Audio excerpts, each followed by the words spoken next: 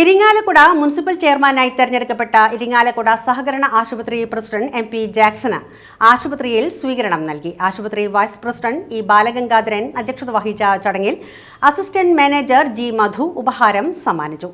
ആശുപത്രി ഭരണസമിതി അംഗങ്ങളായ അഡ്വക്കേറ്റ് ജോസ് മുഞ്ഞേലി, സോണിയ ഗിരി, TV Charlie, medical superintendent Nathaniel Thomas, physician doctor Pradeep Kumar എന്നിവർ ആശംസകൾ നേർന്നു. ആശുപത്രി സെക്രട്ടറി K വേണുഗോപാലൻ സ്വാഗതവും നഴ്സ് മാനേജർ മിനി ജോസഫ് നന്ദിയും പറഞ്ഞു. ഇത് മൂന്നാം പ്രാവശ്യമാണ് അദ്ദേഹം മുനിസിപ്പാലിറ്റിയുടെ അധ്യക്ഷനാവുന്നത്, നഗരസഭയുടെ അധ്യക്ഷനാവുന്നത്. ആദ്യത്തെ പ്രാവശ്യം അദ്ദേഹം അധ്യക്ഷനാകുമ്പോൾ ഞാനിപ്പോൾ ഓർക്കുന്നു, അദ്ദേഹത്തിന് 35 വയസ്സ് മാത്രമേ പ്രായമുണ്ടായിരുന്നുള്ളൂ. ആ കാലഘട്ടത്തിലാണ് ഇരിങ്ങാലക്കുടയിലെ മുനിസിപ്പൽ ടൗൺ ഹാളിൻ്റെ നിർമ്മാണം തുടങ്ങിയതും. അദ്ദേഹത്തിന് ആദ്യത്തെ ടേമിൽ 2 വർഷമേ ഉണ്ടായിരുന്നു എന്നാണ് ഞാൻ ഓർക്കുന്നത്. ആ ചുരുങ്ങിയ കാലത്തിനുള്ളിൽ അദ്ദേഹത്തിൻ്റെ ടൗൺ ഹാളിൻ്റെ നിർമ്മാണം പൂർത്തിയാക്കാൻ അദ്ദേഹത്തിന് കഴിയും. രണ്ടാമത്തെ ടേമിൽ അദ്ദേഹം അധ്യക്ഷനായ സമയത്താണ് നഗരസഭ മന്ദിരം, ബസ് സ്റ്റാൻഡ് വികസനം, ഇങ്ങനെയുള്ള കാര്യങ്ങൾ ചെയ്തത്.